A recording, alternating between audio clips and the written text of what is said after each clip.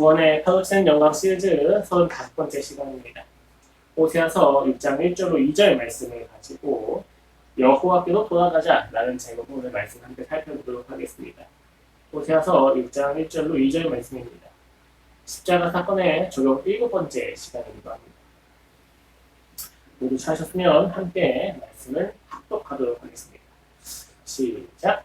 보라, 우리가 여호와께로 돌아가자. 여호와께로 우리를 찢으셨으나 돈은 아껴 하실 것이요 우리를 치셨으나 싸매어 주실 것입니다. 여호와께서 이틀 후에 우리를 살리시며 셋째 날에 우리를 일으키시리니 우리가 그의 앞에서 살리라. 저희가 저번 주에 회개와 믿음이 불가분의 관계에 있다는 것을 가지고 함께 살펴보았고, 오늘은 중생한자들이 하는 회개가 무엇인지에 대해서 조금 깊이 살펴보고자 합니다. 여러분, 인생을 살아가다 보면 많은 후회가 있지 않습니까? 흔히 흑역사라고 불려지는 일들이 우리에게는 가득할 것입니다. 기억하기만 해도 잠자기 전 입을 거창하게 되고 식은땀이 나고 없애버리고 싶은 기억이 우리는 분명히 존재합니다. 인간이 완벽하지 않기 때문에 누구나 그러한 기억들은 있을 수가 있습니다. 일반적으로는 그냥 웃으면서 지나갈 수도 있긴 한데, 때로는 기억해서는 안 되는 그런 후회의 사건들도 존재합니다. 이 사건들만 없었더라면 내 인생이 이렇지 않았을 텐데, 그때 내가 그렇게 행동하지 않았더라면 내가 이와 같이 오늘처럼 살진 않았을 텐데, 라는 등등의 후회가 우리의 삶에 밀려 오게 됩니다. 작은 것부터 큰 것까지, 가벼운 것부터 무거운 것까지 우리의 삶에 후회가 가득할 수 있습니다. 이런 후회가 우리의 삶을 질식시킬 때가 있습니다. 그런 후회가 우리의 인생을 침식해 올 때 우리는 어떻게 해야만 할까요? 이 질문에 대해서 오늘 본문과 함께 깊이 살펴보고자 합니다. 여러분, 많은 사람들이 회개를 헬라어 단어인 메타노에오라고 하는 단어를 가지고 설명을 해요. 노에오가 생각이고 메타가 뒤집어서 뒤로 이후에 이런 뜻을 가지고 있기 때문에 이제 생각을 뒤집다라는 식으로 이제 이야기를 많이 하곤 합니다. 근데 사실 회개라는 것이 단순히 생각의 방향이 달라진다라는 것만 가지고 설명을 하는 건 조금 부족해요. 예를 들면 내가 잘못을 인지하고 내가 이제 그 잘못을 더 이상 하지 않고 하나님을 믿어야지 라고 이야기하면 회개가 맞을까요? 단순히 나의 생각이 조금 뒤집어졌다고 해서 교정이 되었다고 해서 정말로 회개일까요? 라고 이야기했을 때 성경은 그렇게 이야기하지는 않습니다. 왜냐하면 당장 헬라 세계권 안에서, 헬라 문화 안에서 안다라고 하는 표현은 인지를 넘어서 전인격을 전제로 하고 있기 때문이에요. 실제로 노에오라고 하는 동사는 명사로 루스라고 이야기하는데, 이 루스라고 하는 것은 정신을 의미하기도 하지만 마음도 의미합니다. 이 마음에 대해서 헬라 문화권이 공유했던 생각은 전인격이에요. 이처럼 회개의 전인격성을 잘 나타내주는 곳이 또 있는데 바로 오늘 본문입니다. 오늘 본문의 시작은 너무 명확하죠. 오라, 우리가 여호와께로 돌아가자. 실제로 회개를 뜻하고 있는 헬라어 메타노에오라고 하는 동사는 히브리어 슈브라고 하는 단어를 번역한 단어예요. 그리고 오늘 본문에서 돌아오라, 돌아가자 라고 이야기하는 이 부분이 슈브라고 하는 히브리어 단어를 쓰고 있습니다. 이 히브리어 단어가 거기서 굉장히 다양하게 쓰이는데, 야훼, 여호와를 대상으로 했었을 때에는 우리가 흔히 말하는 그 회개의 의미를 가지고 있는 그 기본적인 의미는 돌아간다는 뜻이에요. 첫째는 무엇으로부터 돌아가느냐 우리가 생각해봐야 되고, 두 번째는 무엇을 향하여 돌아서는지 좀 생각해 볼 필요가 있는데, 본 구절만 봤을 때는 조금 모호하긴 하면 그 내용을 쉽게 확인할 수가 있어요. 누구를 향해서 돌아가고 있습니까? 야훼 하나님께로 돌아가고 있습니다. 어디로부터 돌아가고 있습니까? 야훼 하나님이 아닌 것에서 야훼 하나님으로 돌아가고 있다라고 쉽게 이야기할 수가 있어요. 문제는 야훼가 물리적인 형태가 있어서 공간을 점유하는 것이 아니라는 사실이에요. 거기에 지금 우리가 돌아서는 것이 구체적으로 어떤 의미가 있는지에 대해서 우리가 확실하게 알기가 좀 힘들다는 것입니다. 야훼를 향한다는 것은 무엇을 의미하며, 야훼가 아닌 것을 향하고 있었던 이전의 삶이 무엇을 의미하는지에 대해서 우리가 이해하기가 좀 어렵다는 거예요. 단순히 성전이 있는 방향을 향해서 우리가 절을 한다거나 바라보고 있는다고 해서 우리가 회개가 되는 건 아니잖아요. 그러니까 우리가 이것을 전인격적인 의미에서 좀 명확하게 확인할 필요가 있는데, 본문의 맥락을 보면 좀 더 분명하게 이해할 수가 있습니다. 먼저 여러분, 그가 이스라엘 백성이 돌이켜야만 하는 죄에 대해서 우리가 이야기했었을 때, 호세아서 5장에서 이야기한 내용은 하나님을 떠난 지도자들의 죄에 대한 지적입니다. 5장의 절입니다. 제사장들아, 이를 들으라. 이스라엘 족속들아, 깨달아. 왕족들아, 귀를 기울이라. 너에게 심판이 있나니 너희가 미스바에 대하여 올무가 되면 답을 위해서 침 그물이 됩니다. 당시는요, 다윗과 솔로몬 이후에 이루어지는 북이스라엘과 남유다의 제2의 부흥입니다. 그러니까 이때만큼 부흥할 때가 없었다고 이제 여겨질 정도로 이제 여로보암 2세의 말기를 배경으로 하고 있습니다.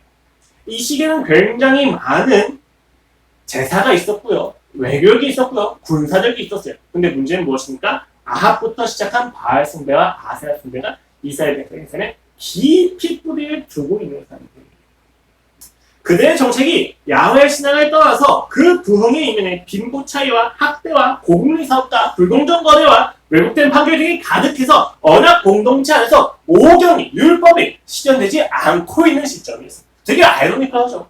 이스라엘 백성들이 가장 부흥하는 때인데 그 부흥의 이면에 가장 타락했었다는 거예요. 그리고 이 부분에 있어서 왕실 자문 예언자들과 죄를 주관하는 예언자들이 있었는데 아합 이후부터 해서 여기에는 바알과 아세라의 선지자들이 섞여 들어가기 시작합니다. 그러니까 예배가 되어지지 않게 되는 거예요. 이런 내용을 5장에서는 다음과 같이 표현합니다. 3절 이하입니다. 에브라임은 내가 알고 이스라엘은 내게 숨기지 못하니 에브라임아 이제 네가 음행하고 이스라엘이 더러워졌느니라. 그들의 행위가 그들로 자기 하나님에게 돌아가지 못하게 하니 이는 음란한 마음이 그 속에 있어 여호와를 알지 못하는 까닭이다 라고 이야기합니다. 두 가지 강조점이 있어요. 첫 번째는 은행이고 두 번째는 야훼를 알지 못한다라고 이야기하는 것입니다. 요 두 가지 강조를 신학적으로 풀어서 설명을 드리면 이들이 하나님의 백성으로 하나님과의 신실한 언약적 관계를 사랑과 순종으로 지키며 하나님을 경험하지 못하고 있다는 것을 지적하는 내용이에요.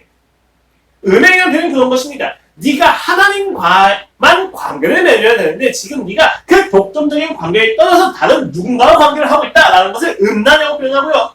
여호와를 알지 못한다고 이야기했었을 때에는 원래 그 언약의 관계에서 이스라엘 백성이 요구하는 단 한 가지가 하나님을 아는 것인데 그것을 행하지 않고 있다. 순종하지 않고 있다에 대해서 이야기를 하고 있는 중이에요. 그 결과로서 그들은 무엇을 하고 있습니까? 야훼, 하나님을 떠나서 다른 수단들을 하나님처럼 여기며 열심히 살아가고 있다는 거예요. 이것을 호세아서 1장에서 3장까지는 부부관계를 통해서 고멜을 통해서 고발하는 내용입니다. 2장에서 이렇게 이야기하죠. 그들의 어머니는 음행하였고 그들의 임신했던 자는 부끄러운 일을 행하였나니 이는 그가 이르기를 나는 나를 사랑하는 자들을 따르니 그들이 내 떡과 내 몸과 내 물과 내 양털과 내 산과 내 기름과 내 술들 내게 준다 하였습니다. 곡식과 새 포도주와 기름은 내가 그에게 준 것이요 그들이 바알을 외웠은 은과 금도 내가 그에게 더하여 준 것이거늘 그가 알지 못합니다. 그러므로 내가 내 곡식을 그것이 익을 계절에 도로 찾으면 내가 내 새 포도주를 그것이 막될 시기에 도로 찾으면 또 그의 벌거벗은 몸을 가릴 내 양털과 내 삶을 빼앗으리라. 그 음란에 대해서 이렇게 묘사하는데 너무 정확한 지적이에요. 신실한 언약관계로 하나님을 떠나서 바알을 찾았고 아시리아에 대항할 동맹을 믿었으며 군사력을 신뢰하고 있는 상태의 이스라엘 백성을 이렇게 지적하고 있는 겁니다. 되게 재밌죠, 여러분?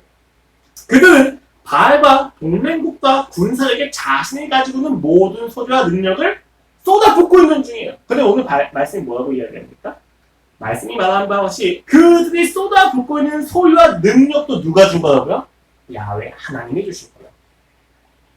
되게 재미있죠, 여러분? 그것이 바로 그들의 죄라고 이야기합니다. 그들의 죄는 단순히 생각에서 그치는 것이 아니라 죄를 생각한 것을 넘어서서 하나님이 아닌 것을 하나님으로 여기며 그들에게 하나님이 주신 모든 생각과 감정과 의지와 소유와 능력을 바알에게 쏟아붓고 있다. 이것은 단순히 여러분 생각에서 끝나는 문제가 아닙니다. 지금 이스라엘 백성의 죄는요. 하나님이 허락하신 모든 것을 가지고 하나님이 아닌 것을 쏟아부으면서 죽음을 향해 나가는 길이에요. 그것을 보고 하나님이 이야기하시는 겁니다. 내가 그것이 열매 맺을 날에 다 빼앗아 버릴 거다라고.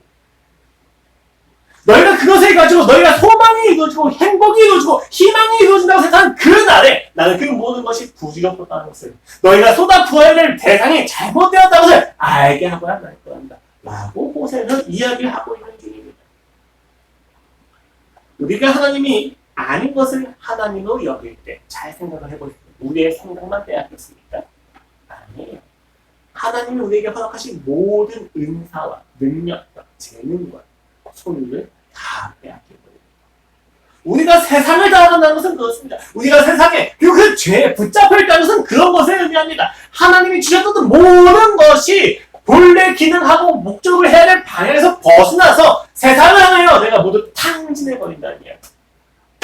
아무런 열매가 맺혀지지 않습니다. 죽음만이 가득합니다. 그 죽음을 향하는 죄로부터 오늘 호세아 선지자가 이야기한 것은 돌아가자입니다.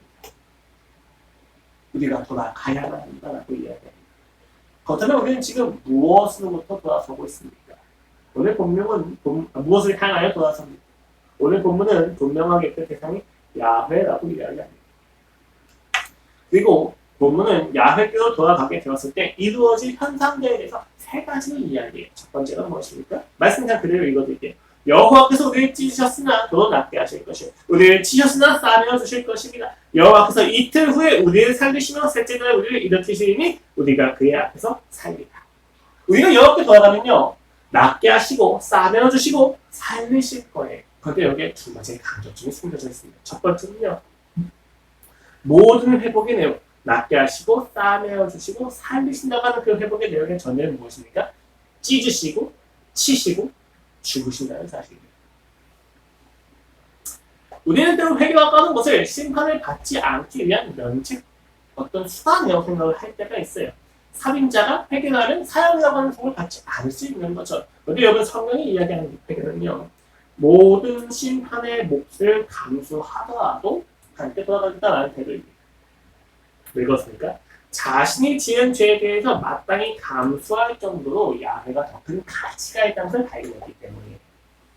그리스도는요, 지옥을 가기 싫어서 돌이키는 것이 아니라 지옥에 갈 수밖에 없는 죄의 비참함 속에서 나를 사랑하시는 하나님의 신실하심에 감격하여 돌이키는 것입니다. 그래서 오늘 보면 분명히 이야기해요. 너희가 이미 찢어졌으나, 너희가 이미 치유에 당하였으나, 너희가 이미 죽었으나 돌이킨다면 그 안에서 살리실 거예요. 우리는 이 땅에서 지은 죄의 어떠한 내용들을 다 감수하게 됩니다. 물론 그 모든 죄의 본질적인 값은 한테서 다 끝내셨어요. 우리는 더 이상 죽음에 복속되는 자들이 아니에요. 그러나 우리가 이 땅에서는 우리가 지은 죄의 결과를 고스란히 다 감수하고 살아야 합니다. 내가 중학교 때까지 알죠? 제가 고등학교 때까지 공부를 하지 않고 살던 인생의 결과는 내가 책임을 지고 살아야 돼요. 근데 제가 왜 공부를 안 했어요? 진짜 본질적으로 이야기하는 제가 하나님이 아니었기 때문이에요.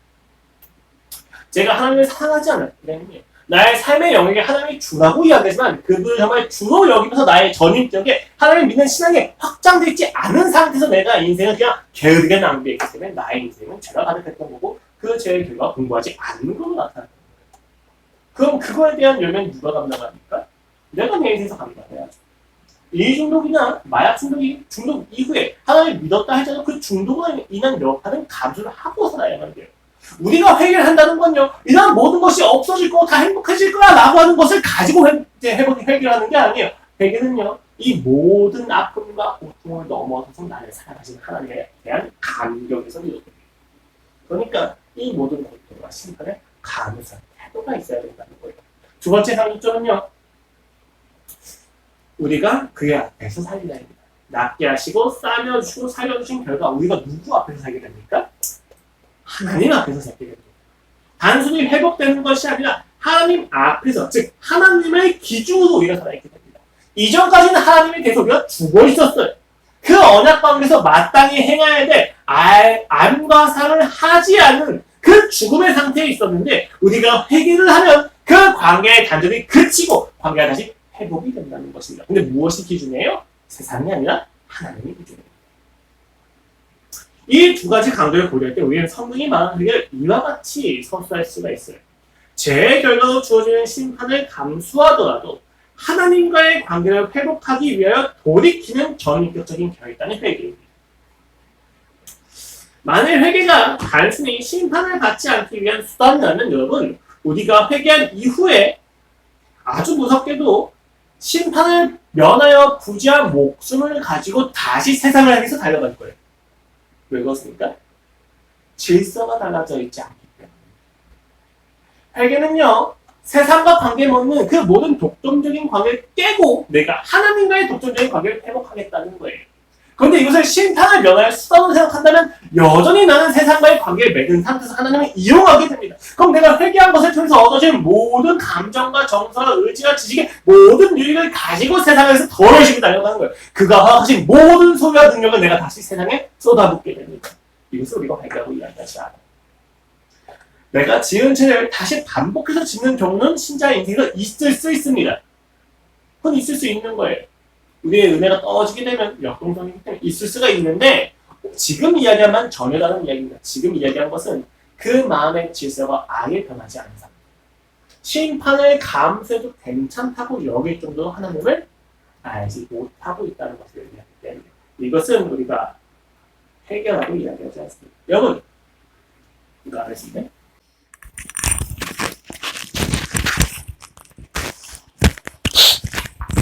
심판의 본질이 무엇입니까? 심판의 본질은 하나님이 아닌 것이 모두 사라지는 거예요. 하나님 앞에서. 그런 점에서 우리가 이 땅에서 믿는 자가, 중생한 자가 심판을 받는다는 것은 세상을 향한 자아의 죽음을 의미합니다. 우린 심판을 즐거워해야 돼요. 물론 고통스럽죠. 아프고 힘들고 무서워요. 그러나 그 심판이 우리를 유익하게 할 것을 우리는 믿고 있습니다. 그래서 그 심판을 감수하면서까지도 하나님을 향해 나아가는 거예요. 근데 이 심판을 면하고 하나님께 돌아가겠다? 이거는 애초에 하나님께 돌아가고 싶은 게 아니라 내가 여전히 나를 열심히 사랑하고 있는 중인 거예요. 죄책감이 싫어서 하나님을 사용하고 있을 뿐이라는 것입니다. 이것을 성경은 회개라고 이야기하지 않습니다. 하나님은 모든 심판을 건너뛰게 하지 않습니다. 물론 영원한 죽음에서 우리는 구원을 받았지만 우리는 이 땅에서 지은 죄의 무게를 감수하며 살아가야만 합니다. 그러나 여러분, 그 무게가 우리를 짓누를 수 없는 이유는 최종적인 승리가 이미 이루어졌고 약속이 되었기 때문입니다. 그래서 우리는 이 무거운 짐에 눌리면 눌릴수록 더 하나님을 간절히 열망하는 질서로 전환이 된 거예요. 이게 회개의 질서라는 것을 우리가 기억을 해야 돼요. 너무 많은 사람들이 회개를 마치 죄를 씻는 것처럼 생각을 합니다. 너무 많은 사람들이 회개를 내가 죄를 지어도 벌을 받지 않을 수 있는 수단으로 착각을 해요. 그리스도인이 정말로 사람을 죽인 다음에 예수를 믿었다면 자기가 사형 선고를 받는 것을 마땅히 여기지 그것을 피하지 않는다는 거예요. 하나님이 아닌 무언가를 하나님으로 여기며 하나님에게 받는 모든 것을 우상에게 바치며 죽음으로 치닫는 인생에서 돌이켜서 그 죄의 값을 감수하면서까지 주님과의 관계를 회복하고자 하는 전인격적인 결단을 우리는 회개, 돌이킴이라고 이야기를 합니다. 이것은 앞서 이야기했던 후회와는 조금 많이 다릅니다. 당장 신약성경을 예로 들어볼까요? 보통 메타노에오라고 하는 단어가 있고 메타멜로마이라고 하는 단어가 있는데 메타노에는 전인격적인 돌이킴을 의미하는 반면에 메타멜로마이라고 하는 단어는 이제 후회, 뉘우침 이 정도의 단어로 번역이 돼요. 그리고 가장 대표적인 예시로는 가룟 유다를 대상으로 주체를 사용이 되긴 합니다. 사실 뭐 메타멜로마이나 메타노에나 어떻게 호환적으로 사용되는 경우가 꽤 있는데 중요한 건 메타멜로마에서 이야기하는 그 멜로마이라고 하는 동사는요. 관심과 염려라고 하는 명사를 어근하고 있어요. 그래서인지 메타멜로마에는 메타노에처럼 더 넓은 포괄적인 의미에서의 돌이킴이라고 이야기하기보다는 특정한 영역에서의 돌이킴을 의미할 때가 좀 많이 있습니다. 그래서 유다한테 좀 쓰여졌던 거예요. 주요한 차이로 지적되는 것이 아까도 말씀드렸던 것처럼 그 포괄되는 문제의 문제, 책임을 느끼는 영의 범주의 차이가 있다는 것인데 메타멜로마에는 결국에 내가 지은 어떤 죄에서 부분을 가지고 뉘우치고 후회하는 영역이에요. 메타노에어는 전 영역을 가지고 후회를 하는 영역이라고 한다면 메타멜로마에는 어떤 특정 영역에 대한 염려와 관심을 의미합니다. 실제 예시로 유다에 대한 이야기를 잠깐 하자면 마태복음 27장에서 이렇게 이야기해요. 그때 예수를 판 유다가 그의 정죄됨을 보고 스스로 뉘우쳐 그 은 30을 대제사장들과 장로들에게 돌아갔다 주며 여기 뉘우쳐라고 하는 단어가 메타멜로마인데 뭐 때문에 뉘우칩니까? 그의 정죄됨을 보고 여기 그의 정죄됨이라는 건 예수 그리스도께서 사형을 선고받는 것을 보고 뉘우쳤다는 이야기예요. 여러분 지금 유다가 뉘우치고 있는 죄의 내용이 무엇입니까? 내가 하나님을 사랑하지 못했구나. 내가 예수님을 하나님을 믿지 못했구나가 아니에요. 무엇을 보고 있습니까?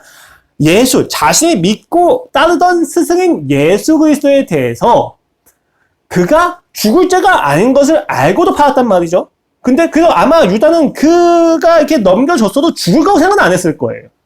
근데 지금 유다는 어떤 결과를 맞이하게 됩니까? 사형 선고라고 하는 것을 듣게 됩니다. 자기가 큰 실수를 했다는 것에 대해서 발견하게 돼요.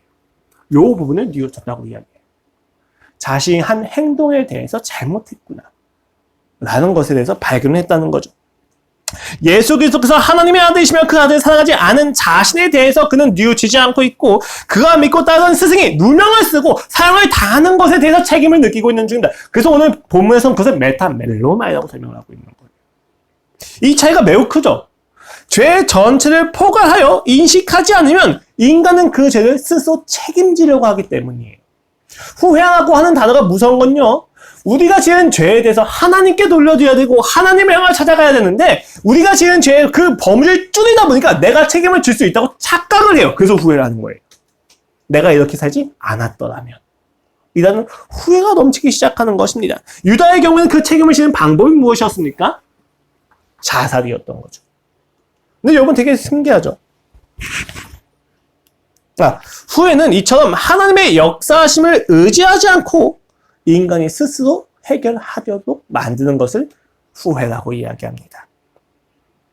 그러나 인간이 죄의 본질을 깨닫고 그 메타노예라고 하는 그 책임의 범위를 모두 알게 되었을 때는 스스로 해결할 수가 없고 책임질 수 없다는 것을 알기 때문에 하나님 밖에 답이 없다는 것을 알게 돼요. 이때 회개가 이루어지는 거예요. 왜요? 할 수 있는 방법이 하나도 없거든요.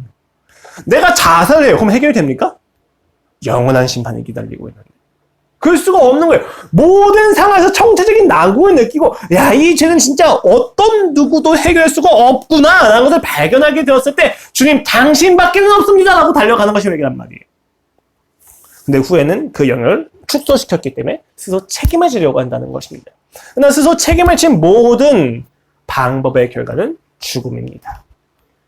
성경은 우리에게 회개를 요구하지 후회를 요구하지 않습니다. 차이는 분명합니다. 후회는 하나님께 나아가지 않고 도리어 멀어지는 데 반해 회개는 하나님께 더욱 절박하게 매달리게 한다는 것입니다. 그렇다면 이제 우리의 질문은 간단해집니다. 그렇다면 우리는 어떻게 회개를 할 수 있는가? 우리는 후회가 아닌 회개를 어떻게 이룰 수가 있는가? 라는 것이죠. 사실 그건 굉장히 간단합니다. 오늘 본문도 그렇고 유다와 다르게 베드로는 여전히 사도직을 수행하게 되잖아요. 사실 뭐 유다나 베드로는 똑같은 사람인데 그 똑같은 죄에도 불구하고 베드로는 자살을 하지 않고 다시 회복이 된단 말입니다. 그 이유가 무엇이냐? 너무 간단합니다. 회개는 언약 관계를 전제로 한다는 사실을 기억하시면 됩니다. 후회는 언약 관계가 없는 상태예요. 그렇기 때문에 스스로 책임을 지는 것이고 회개는 언약 관계를 전제로 두고 있기 때문에 발견된 죄에 대한 것입니다. 이게 굉장히 큰 차이를 발생시킵니다. 호세아서는요, 이스라엘과 하나님의 관계를 출애굽부터 시작을 해요. 그 출애굽부터 시작을 하는데 하나님이 이스라엘을 선택하시고 이집트에서 구원하시고 백성을 부르신 다음에 그 이게 모든 역사에서 주인과 종과 왕과 백성과 자녀와 부모와 신랑과 신부의 관계를 다양하게 이야기합니다. 호세아서에서. 그 심지어 창조주와 피조물이라고 하는 관계까지. 이 모든 관계의 특징은 언약이에요. 호세아가 계속해서 확인을 시키는, 그리고 하나님을 알아야 된다라고 이야기하는 것이 무엇을 의미하냐면 여러분, 언약 관계를 의미합니다. 그 관계의 핵심에 있는 언약이라고 하는 것은 계약과는 좀 달라요. 쌍방이 비인격적으로 거래의 내용을 보증하고 있는 계약이 아니라 한쪽이 잘못을 하더라도 그 언약을 시행한 주체가 그 객체를 끊임없이 붙잡아서 끌고 가는 것이 언약이에요. 실제 고대 근대에서 언약이라는 건 군주가 지방에 있는 관리에게 약속하는 내용이 언약이에요. 그러니까 군주의 주체성과 독립심과 그리고 통치권이 명백하게 보장되어 있는 상태에서 시행되어진 게 언약이고 하나님이 그것을 통해서 언약을 맺는다고 이야기하시면서 우리가 잘못을 하더라도 끊임없이 붙잡아주고 부르시고 찾아가시고 문을 두드리는 것이 우리가 언약의 시행이라고 봐요. 이거에 대해서 유일하게 반응되어지고 요구되어지는 인간 측의 반응은 하나님을 알고 사랑하는 것입니다. 진짜 좀 어이가 없죠. 웃기지 않습니까, 여러분? 하나님이 우리에게 해주신 건 이만큼인데 우리가 하는 건 요만큼이면 돼요. 근데 그렇게 하면 언약관계가 성립이 된다고 하는 겁니다. 근데 이스라엘 백성이, 그리고 우리가 이만큼을 하지 않고 끊임없이 하나님을 떠납니다. 끊임없이 하나님을 떠나서 하나님이 주신 이만큼의 것을 가지고 세상에 모두 쏟아부어요. 그리고 죽음을 마주하고 죽음 앞에서 절망하고 있을 때 하나님이 다시 오셔서 언약을 다시 한번 확인시켜 주시는 겁니다. 이때 회개가 일어나요. 이 언약 관계가 없으면요, 인간이 인지하는 죄는 자신의 행위에 대한 단순한 책임 정도뿐이에요. 근데 언약관계를 보면요. 이 언약관계 인지되는 순간부터 내가 지었던 모든 도둑질과 살인과 간음과 음란의 죄가 하나님을 아프게 했다라고 하는 것도 이해가 돼요. 그럼 그 죄의 대상이 내 자신이 아니라 하나님을 대상으로 여기게 되고 그때 느껴지는 죄에 대한 절망감과 그때에 대한 죄에 대해서 느껴지는 무력함이 이만큼 커지는 거예요. 그러니까 회개가 가능하려면 즉 특정한 죄의 부분이 아니라 그 죄의 본질을 보기 위해서는 언약 관계가 인지가 되어야만 회개가 가능한 거예요. 그렇지 않으면 죄의 본질이 보이지가 않습니다. 우리가 진정으로 회개하려면 여러분 하나님과 자기 자신 사이에 있는 언약을 확인하셔야만 한다는 거예요. 이것을 호세아서 6장에서 무엇이라고 이야기하냐면 하나님이 이렇게 이야기하십니다. 나는 인애를 원하고 제사를 원하지 아니하며 번제보다 하나님을 아는 것을 원하노라. 그들은 아담처럼 언약을 어기고 거기서 나를 반역하였느니라. 여러분 우리가 경찰한테 죄를 지었을 때의 느낌하고 나를 사랑해주는 부모님이나 친구나 스승한테 죄를 지었을 때의 느낌이 완전 달라요. 그리고 성경에서 이야기하는 죄라는 것은 객관적인 절대자 앞에서 내가 지은 죄가 아니라 나를 사랑하는 아버지한테 지은 죄를 이야기합니다. 아버지라고 하는 관계가 인식이 되지 않으면 회개가 있을 수가 없어요. 그러니까 흔히 기독교 역사 속에서 계속 반복되어지는 이단 중에서 하나가 구약의 하나님, 두려운 하나님, 심판과 판단의 하나님을 우리가 생각을 하잖아요. 그런 심판의 하나님 앞에서는 회개가 있을 수가 없는 거예요. 그 심판의 하나님 앞에서는 무엇만 있는 겁니까? 율법에 대한 교정만 있는 거예요. 그런데 내가 아버지도 하나님을 인식하는 순간 회개가 일어납니다. 인격적인 돌이킴이 시작이 되는 거예요. 아버지를 인식하지 못하면 회개가 있을 수 없다는 것입니다. 나와 하나님의 관계가 아버지와 자녀이고 왕과 백성이며 주인과 주님의 신랑과 신부라는 사실을 확인했었을 때 비로소 우리는 우리의 행위가 언약을 파괴시킨 음란이며 죄라는 것을 알게 됩니다. 이때 동시에 계약이 아니라 언약인 것을 알게 되기 때문에 내가 잘나서 그가 선택하셔 세워진 관계가 아니라는 것을 알게 됩니다. 알게 되고 그렇기 때문에 우리가 다시 하나님께 돌아가는 힘을 얻게 돼요. 이거 다시 한번 말씀을 드릴게요. 내가 잘나서 선택을 받은 게 아닌 것을 알아요. 언약관계라는 것은 그가 선택을 해주신 거니까. 그쵸? 그렇기 때문에 내가 지은 죄의 무게에 내가 스스로 함몰당하지 않아요. 어차피 나는 원래 이렇게 죄인이었는데 내 자격과 조건과 상관없이 그가 나를 선택하셨으니까 이 언약관계면 내가 돌아간다 할지라도 그가 나를 내치지 않으시겠구나. 그는 이런 나를 사랑하셨던 거로구나. 라는 것을 알게 되기 때문에 그 신뢰감이 회복돼서 회개가 가능할 수 있다는 것입니다. 이처럼 회개라는 건요. 죄의 본질에 대한 분명한 인식과 돌이킴을 통하여 얻어질 회개에 대한 분명한 소망이 있는 상태에서 이루어집니다. 그리고 이것을 로이드 존스 목사님께서 시편 51편을 강의하시면서 참된 회개와 거짓 회개가 어떻게 구별되는지 보다 구체적으로 이야기를 하세요. 시편 51편은 다윗이 저자라고 알려져 있어요. 바세바의 가늠한 사건 이후에 그가 하는 회개의 내용을 시적으로 표현했다라고 알려져 있습니다. 로이드 존스 목사님은 이것을 가지고 그 정황을 이야기한 뒤에 분명하게 이야기해요. 회개하지 않는다면 그리스도인일 수 없다. 회개하지 않는다면 중생의 결과가 없는 것이다. 중생한 자는 반드시 회개한다. 라고 말입니다. 그리고 나서 그가 이야기한 내용이 거짓된 회개가 있고 심리적인 회개가 있고 진짜 참된 회개가 있다는 것입니다. 그리고 그 참된 회개의 특징과 단계를 이야기하는데 제 식으로 다음과 같이 요약을 해서 시편 51편에 대해서 이야기 좀 드리도록 하겠습니다. 첫 번째는 자신의 본성이 부패했음을 깨닫고 고백하는 것이 회개에 반드시 필요합니다. 즉 내가 죄를 지었음에 대해서 깨닫고 시인하는 장면이 없다면 과정이 없다면 회개할 수가 없어요. 깨닫지 못하는데 어떻게 회개를 하겠습니까? 이것을 51편 3절에서 5절은 이와 같이 이야기합니다. 무릇 나는 내 죄가를 아오니 내 죄가 항상 내 앞에 있나이다. 내가 주께만 범죄하여 주의 목전에 악을 행하였사오니 주께서 말씀하실 때 의로우시다 하고 주께서 심판하실 때 순전하시다 하리이다. 내가 죄악 중에서 출생하였으며 어머니가 죄 중에서 나를 잉태하였나이다. 우린 여기서 다윗이 지은 죄의 본질이 하나님의 목전, 즉 하나님을 기준으로 두고 있다는 것을 우리가 확인할 수가 있어요. 그는 그 상태에서 하나님의 의로우심에 대해서 깊이 묵상을 합니다. 그렇게 자신의 죄에 대한 깊이도 같이 묵상을 하게 됩니다. 여기서 후회와 회개에 분명한 차이가 발생하는 것이죠. 나아가서 그 죄의 고백에는 어떠한 변명과 어떠한 구실도 없고 모든 문제의 본질이 하나님이나 세상이 아니라 자신의 죄에 있다는 것을 발견하게 되고 절망하는 상태. 그것이 반드시 필요합니다. 여러분, 회개하는 게 진짜 간단한 내용이 아니에요. 오늘날 한국교회에서 회개가 너무 남용되어지고 호도되는 경향이 있어요. 그러니까 모호해지는 경향이 있어요. 그냥 단순히 야, 네가 죄 지었지? 그냥 함께 돌아가. 이거 회개야. 너 그리고 다시는 지은 죄 짓지 마. 이렇게 이야기하면 회개하고 이야기해요. 이건 회개가 아니에요, 여러분. 회개하고 이야기할 때 정말 디테일하게 하나씩 우리가 이야기를 잘 해봐야 돼요. 언약 관계 안에서 우리가 어떻게 죄를 인지하는지부터 생각을 해야 된다는 말입니다. 우리가 아버지에게 죄를 지었다는 것을 인지하고 그 목적에서 내 죄가 너무 커서 내가 돌이킬 수 없는 죄인 것을 확인하고 그것을 고백하는 단계가 없다면 어느 누구도 회개할 수 없습니다. 그리고 두 번째는 용서를 바라는 애절한 마음을, 애통하는 마음을 가지게 됩니다. 7절 이하예요. 웃을 초로 나를 정결하게 하소서. 내가 정하리이다. 나의 죄를 씻어주소서. 내가 눈보다 희리이다. 내게 즐겁고 기쁜 소리를 들려주시사 주께서 꺾으신 모든 뼈들도 즐거워하게 하소서. 주의 얼굴을 내 죄에서 돌이키시고 내 모든 죄악을 지워주시옵소서. 신약적으로 말하면 예수 그리스도의 십자가의 죽음이 대속의 사건이 필요하다라고 이야기합니다. 여기 되게 재밌는 표현이요, 여러분. 정결하게 하소서에서 끝나지 않고 그가 정결하게 하시면 내가 정하리이다. 그가 나를 정하게 할 능력이 있다는 것에 대한 믿음을 가지고 용서를 구한다는 것입니다. 나는 용서할 수 없는 상태에 가서 용서를 구하지 않습니다. 용서를 약속하신 분에게 가서 용서를 구하는 겁니다. 우리는 예수 그리스도의 십자가 앞에서 주님 나를 위해서 제발 죽어주지 마세요 라고 이야기하지 않아요. 그 십자가 앞에서 주님 나를 위해 제발 죽어주시옵소서. 당신이 죽지 않는다면 나의 삶에 소망이 없습니다. 이 죄에 대해서 내가 이 힘이 없습니다. 제발 나를 위해 죽어주시옵소서 라고 이야기한 게 그리스도인이에요.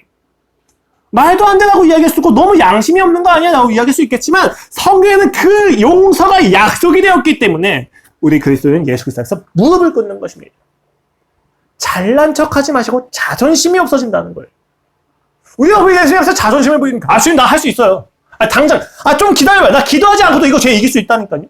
나 지금 말씀 읽지 않고도 나 충분히 이겨낼 수 있고 정말 유익하게 살 수 있어요 라고 이야기하는 기만이 우리의 삶에 가득하다면 그것은 회개할 수 없다는 것입니다. 회개는 주님 앞에서 이 죄는 주님밖에 해결할 수 없음을 깨닫고 용서를 받는 애절한 마음이 된다는 것입니다. 여러분 아까 세아가 저희 아내를 사모를 보고 유진이 보고 우는 거 보셨습니까? 제가 진짜 웬만하면 그냥 가만히 놔두는데 가만히 놔둘 수가 없더라고요. 엄마를 너무 찾는 거예요. 이 애한테는 아빠가 안 보여요. 이 애는 엄마만 보여요. 지금 뭐 제적분기라고 하는 그 애착 단계가 있었는데 엄마만 보여서 엄마만 보다가 엄마를 해서 울다가 이 상태에 멈춰버린 거예요. 그걸 보고 진짜 많은 생각을 했다니까요. 내가 하나님을 저렇게 찾았었나? 내가 하나님 앞에 저렇게 애절하게 매달린 적이 있었나? 나 하나님 외에도 내 인생을 구가할 수 있고 나의 죄를 용서할 수 있는 방법을 내가 알고 있다고 자존심을 부리고 있었던 거 아닌가? 주님밖에 없는 것 같습니다. 라는 고백이 이 자리에 있어야 된다는 것을 의미합니다. 그리고 세 번째는 정한 마음의 창조를 갈망합니다. 우리가 지금까지 회개 이야기하면 이렇게 두 가지만 생각했었을 거예요. 죄를 인식하고 용서를 구하는 것. 아니요, 근데 여러분 시편 51편을 보면 다윗이 회개할 때의 내용은 좀 더 깊어요. 세 번째 잘 보시겠습니다. 10절 이하예요. 하나님이여 내 속에 정한 마음을 창조하시고 내 안에 정직한 영을 새롭게 하소서. 나를 주 앞에서 쫓아내지 마시며 성령을 내게서 거두지 마소서. 주의 구원의 즐거움을 내게 회복시켜 주시고 자원하는 심령을 주사 나를 붙드소서. 그리하면 내가 범죄자에게 주의 도를 가르치리니 죄인들이 주께로 돌아오리. 놀랍지 않습니까? 다윗은 용서만을 구하지 않습니다. 그는 새로운 마음과 경향과 그 질서의 창조가 자기 안에 새롭게 나타나길 소망하고 있습니다. 회개라는 거냐? 단순히 죄를 씻는 것을 넘어서서 다시는 그 죄의 질서에 속하지 않도록 하나님의 그 사랑의 질서가 내 안에 창조되는 것을 소망하는 것까지 이야기합니다. 그것이 기독교예요. 그리스도인은 단순한 용서가 아니라 하나님과의 새로운 관계의 정립, 그 질서의 전환을 갈망하는 것입니다. 이게 없으면 여러분 백날 천날 용서를 해봤자 무슨 소용입니까?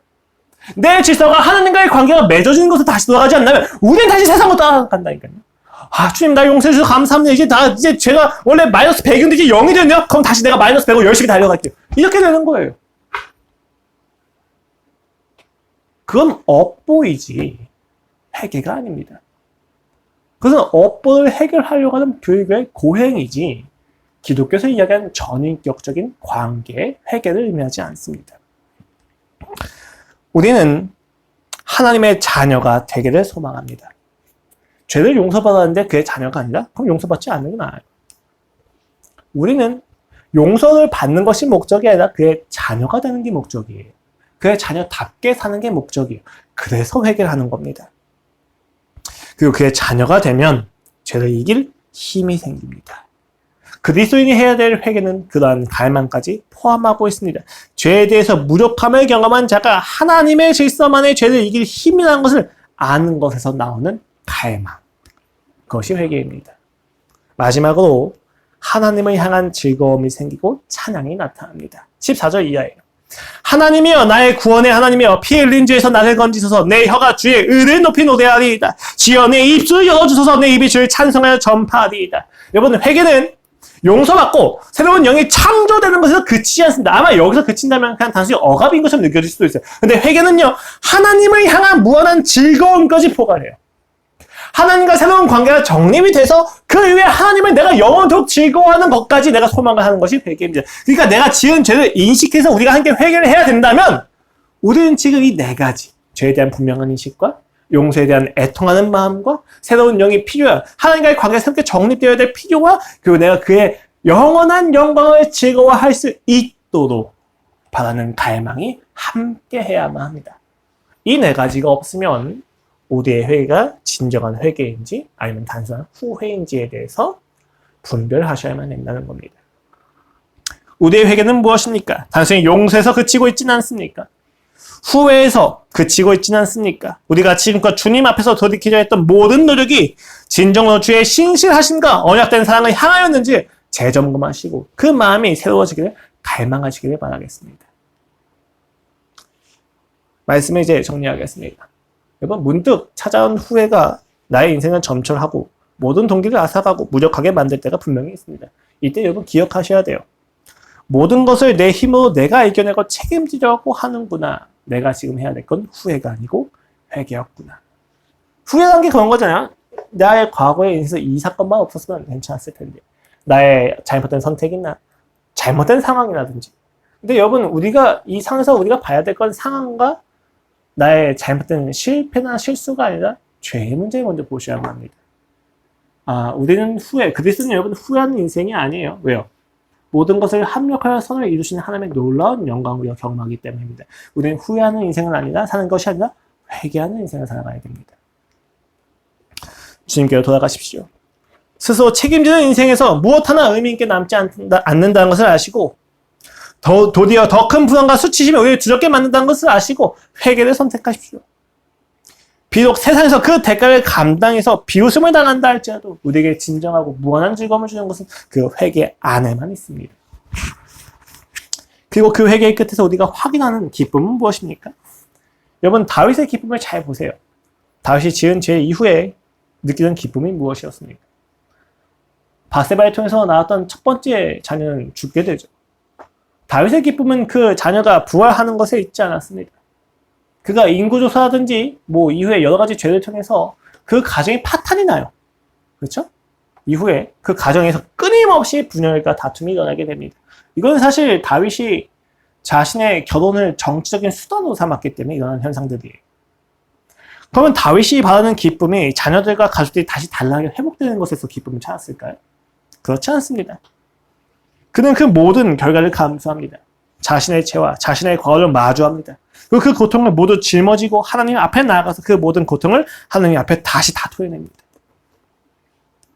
침상에 적기까지 주님 앞에 다시 한번 자신의 죄를 모두 마주하고 그가 51편 마지막에서 결론주고 이와 같이 이야기합니다. 주께서는 제사를 기뻐하지 아니하시나니 그렇지 아니하였으면 내가 드렸을 것이다. 주는 번제를 기뻐하지 아니하시나이다. 하나님께서 구하시는 제사는 상한 심령이다. 하나님이여 상하고 통해하는 마음을 주께서 멸시하지 아니하시리이다. 주의 은택으로 시온의 선을 행하시고 예루살렘 성을 쌓으소서. 그때 주께서 의로운 제사와 번제와 온전한 번제를 기뻐하시리니 그때 그들이 수소를 주의 제단에 드리리이다. 다윗은 그 본질을 정확히 알고 있었어요. 놀랍지 않습니까? 그는 충분히 거대한 1000번제 1000번의 횟수를 넘어서서 1000개의 제사를 같이 드린 제사죠. 1000번제를 드릴 수 있는 힘과 능력과 소유가 있던 자인데 그는 죄 앞에서 그것을 드리지 않습니다. 왜 그렇습니까? 그는 이 죄의 본질이 단순히 행위가 아니라 언약 관계가 깨어졌다는 것에 대해서 파악을 하고 있기 때문이에요. 바세바를 범했습니다. 무엇이 문제였습니까? 그가 하나님과의 관계에서의 기쁨을 포기하고 자신이 가진 능력과 소유 안에서 누릴 수 있는 즐거움에 집중했다는 겁니다. 그가 인구조사했습니다. 무엇이 문제입니까? 하나님이 이스라엘 백성을 책임지신다는 것을 간과하고 그가 스스로 자신의 국력을 확인해서 자신의 불안을 해결하고자 했다는 것이 문제였다는 것입니다. 그러나 그가 그 모든 죄 앞에서 번제를 드리지 않고 그 모든 죄 앞에서 하나님 앞에 무릎을 꿇고 주여 내가 잘못하였나이다. 주의 성령을 내게서 거두지 마시옵소서. 주님은 번제가 아니라 이 상한 심령을 기뻐하십니다. 라고 이야기하는 거예요. 왜 하나님이 번제가 아니라 상한 심령을 기뻐하십니까? 고대에 근거해 있는 모든 신들은 그 번제를 기뻐했지만 야훼 유일신 하나님은 인격자이셨기 때문에 전인격을 가지고 우리와 관계를 맺으셨던 사랑이 아닌 하나님이셨기 때문에 그는 그 상한 심령 자체를 기뻐했던 겁니다. 여러분 생각을 해보세요. 내 자녀가, 제 딸이 저한테 무언가 잘못했어요. 제 집에서 돈을 훔쳐갔습니다. 그리고 탕진을 하고 우리 집에 왔어요. 내가 그걸 알게 되니까 그 아이가 어떻게 하냐면 자기 방에 들어가서 자기가 가지고 있는 모든 공책과 컴퓨터와 뭐 교과서 이런 것들 다 저한테 줘요. 아빠 내가 잘못해서 이거 받았으니까 끝내자. 라고 하면 제가 기쁠까요? 집에서 내쫓아버릴 것 같은데. 기뻐하지 않아요 그런 걸. 어떨 때 기뻐하겠어요? 자기가 지은 죄에 대해서 마주해서 아빠 나 진짜 잘못했어. 아빠들 신뢰하지 않고 내가 돈을 가지고 나갔어요. 그때 아빠는 기뻐할 것입니다. 하나님이 그렇다고요. 우리가 하나님을 그냥 그런 고대 근원에 막 너무 하찮은 신에 비견될 줄 막 너무 우리가 낮추면 안 돼요. 하나님은요 인격자세요. 하나님은 우리가 할 수 있는 모든 보상과 돈보다 우리가 지금 슬퍼하는 그 마음을 원하세요. 진짜 내가 지금 잘못했습니다. 내가 하나님을 떠났습니다. 하나님만이 나의 소망이신데 내가 하나님의 소망을 여기지 않았습니다. 라고 하는 것을 기뻐하십니다. 근데 우리가 지금 하나님 앞에서 하는 것은 무엇입니까? 아이, 잠깐 기다려봐요. 내가 빚진 거 내가 다 갚을게요. 아이, 그거 얼마나 한다고. 하나님 잠깐 의지하지 않았다는 거 가지고 뭐 이렇게 막 민감하게 보십니까? 이런 식으로 돼야 한다는 거죠. 그러면 안 된다는 것입니다. 다윗은 하나님과의 관계를 소중히 여겼습니다. 다윗은 자신의 왕위보다 하나님을 알고 하나님의 사랑을 누리는 것을 즐거워했습니다. 여러분, 그리스도인의 삶은 죄를 이기는 것이 목적이 아니라 하나님의 사랑을 알고 그 사랑으로 가득 차는 것이 그리스도인의 목적입니다. 죄를 이기려고 하는 것은, 그 죄를 싸우는 것은 그 사랑으로 가득 차기를 소망하기 때문에 나타나는 부분이에요. 내가 죄를 이겼는데 사랑이 없다? 아무 소용이 없습니다. 내가 아무리 높아진다 한들 그 사랑이 없다? 아무런 유익이 없다는 것입니다. 그러니 여러분 회개하십시오. 하나님께서 돌아가십시오. 오라 우리가 여호와께로 돌아가자. 여기에는 소망이 없습니다. 우리가 지금 바라보고 있는 방향을 보세요. 그 세상을 높아지지 않으면, 가지지 않으면, 속이지 않으면, 먼저 죽이지 않으면, 인정해주지 않는 그 세상을 여러분 살고 싶으십니까? 거기에는 아버지가 없습니다. 아버지에게 돌아가십시오. 오늘 새늘 침례교회에 하나님의 거룩하심이 임재하고 회개가 일어나길 소망합니다. 주님이 아닌 것을 주로 여기며 낭비했던 삶을 돌이키시고 주님의 무한한 신실하심과 사회자의 은총이 경험되길 소망합니다. 그리고 그 회복의 경험 속에서 주님을 향한 찬양과 기쁨이 샘솟듯 솟아나기를 기도하겠습니다. 기도로 마치겠습니다.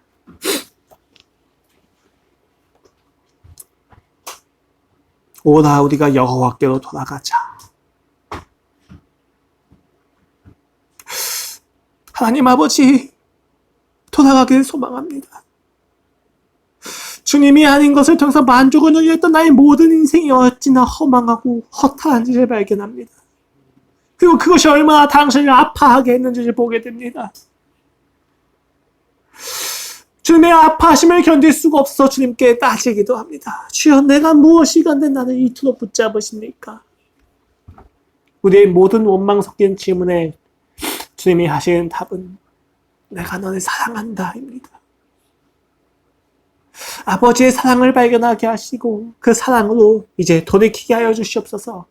행위가 돌이키는 것이 아니라 주님을 향한 전인격이 돌이키게 하시고 주님과의 관계에 새로운 관계를 새로운 정림을 소망하게 하사 주님의 영원하고 무한한 즐거움을 우리가 누릴 수 있도록 주님 함께 하여 주시옵소서. 이제 돌아갑니다. 주님. 그 길이 멀다 하자도 이제 돌아갑니다. 길이요 진리요 생명이신 예수 그리스도의 그 사역을 믿고 돌아갑니다.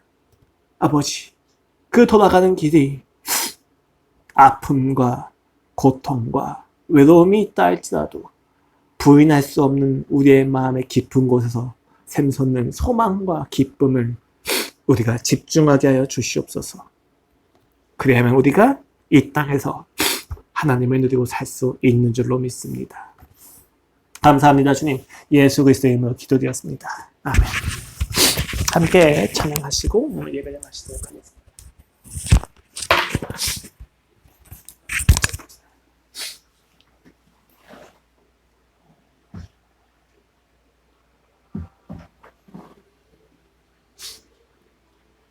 오늘 찬양을 서로 협의하지 않았는데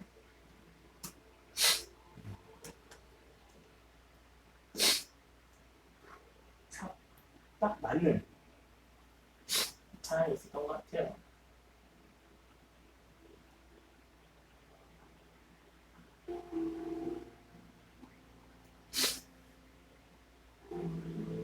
하나님이 우리에게 바라시는 것은 번제가 아닙니다. 하나님이 우리에게 요구하시는 것은 더 큰 열심이 아닙니다. 하나님이 우리한테 요구하시는 건 상한 심령입니다. 주님을 만나지 못하고 주님을 아버지로 살아가는 것을 놓쳐서 힘들어하고 고통스러운 가운데서 주님을 아파하겠다는 사실을 깨닫고 무릎으로 주님 앞에서 주님 내가 잘못했습니다. 주님 내게 소망이 없습니다. 주님 나의 죄가 나를 뒤집어 나를 망가뜨리고 있습니다. 주여 이 죄 강하고 무거운 압제 속에서 이제 나를 구원하여 주시옵소서. 내가 기도가 없어서 길을 찾는 능력이 없어서 이렇게 살아가는 줄 알았는데 주님 내가 아버지가 없어서 이렇게 힘든 것이었습니다. 아버지 다시 한번 나를 만나 주시옵소서. 라는 기도를 하나님은 원하십니다. 오늘 이 자리에서 함께 그 하나님을 만나시기를 간절히 기도하겠습니다. 기도하시겠습니다.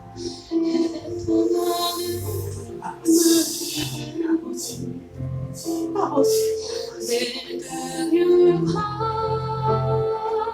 오래 참음으로 나는 너를 기다리노라. 돌아오라.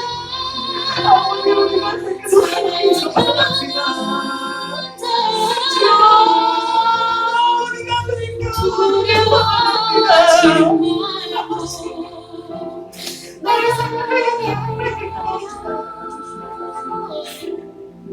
부어주니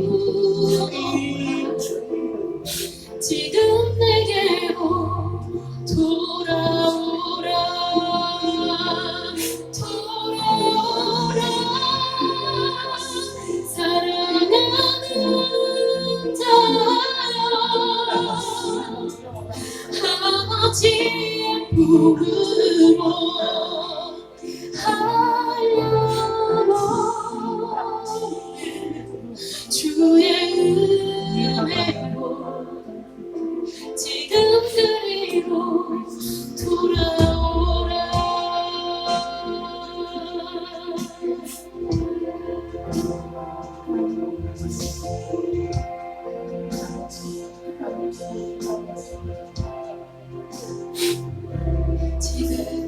지금이라도 돌아오라. 애통하는 마음으로 내 긍휼과 오래 참음으로 나는 너를 기다리노라. 돌아오라.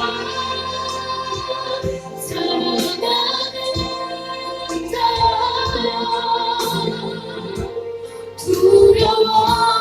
말고 나의 영을 부어주어라. 지금 내게로 돌아오라. 돌아오라. 사랑하는 자 아버지의 꿈으로 하려고 주의 은혜로 지금 그리로 돌아오라. 지금이라도 돌아오라. 애통하는 마음으로 내 그늘과 모래사슴으로 나는 너를 기다리노라.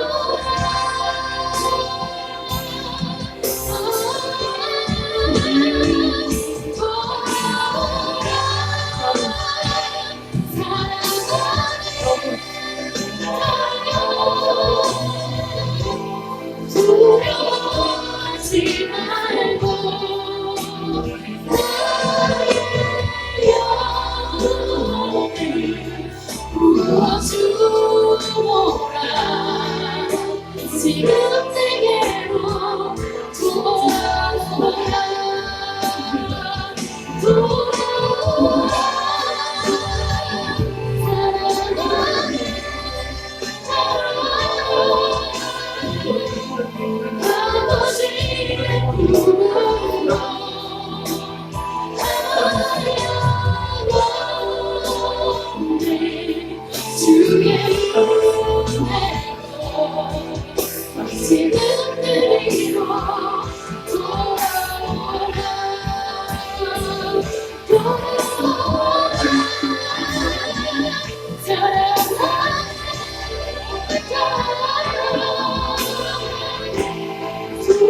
두려워하지 말고 나의 영혼을 부어주어라. 지금 내게로 돌아오라. 돌아오라.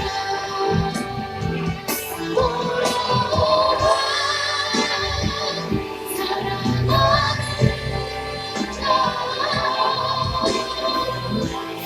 아버지의 꿈으로 하려고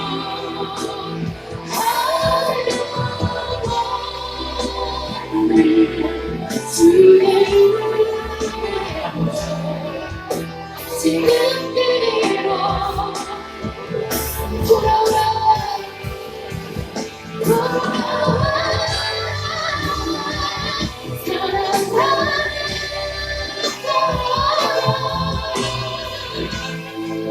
두려워하지 말고 나의 영혼을 부어주어라. 지금 내게로 돌아오라. 돌아오라.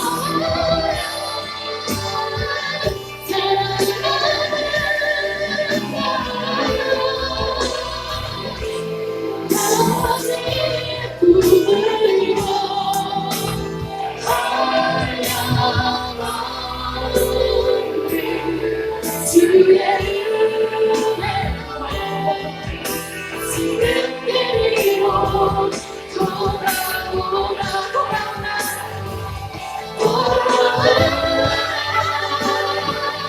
사랑하는 자 두려워하지 말고 나의 영혼을 부어주어라. 지금 내게로 돌아오라. 돌아오라.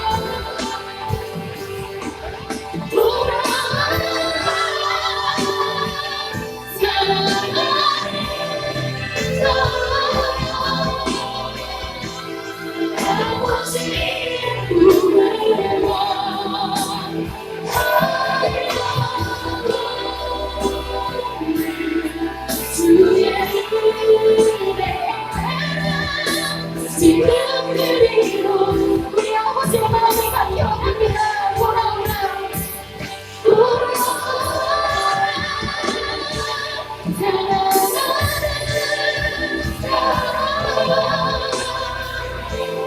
두려워하지 말고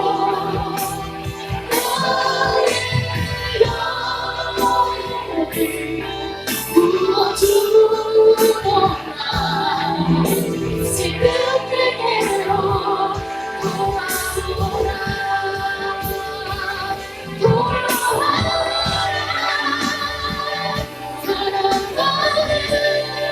사랑하는 아버지의 부르고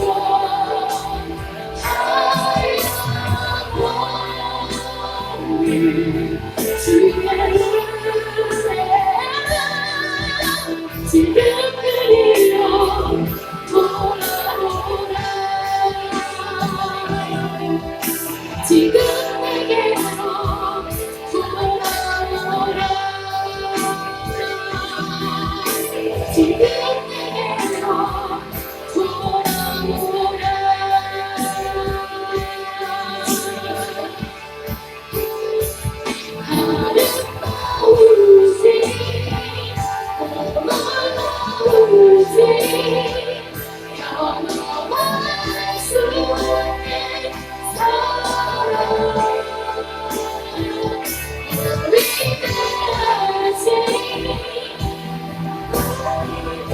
우리 다 영원히 주님만을 찬양합니다.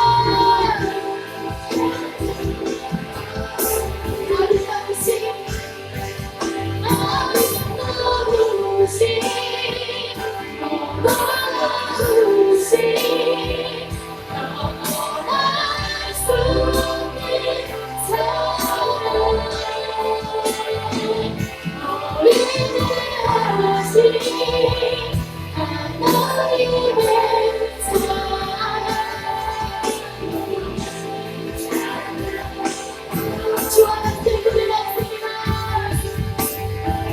주와 같은 분을 없네. 이 세상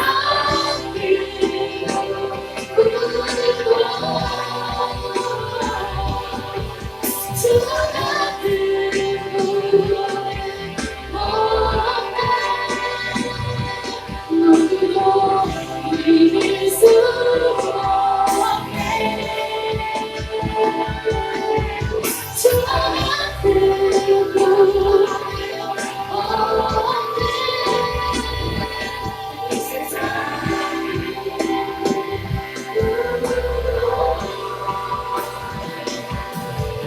주와 같은 분을 없네. 누구도 이길 수 없네.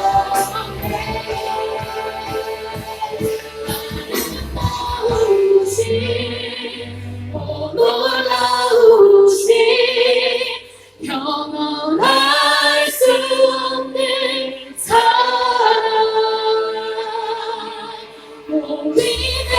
위대하신 하나님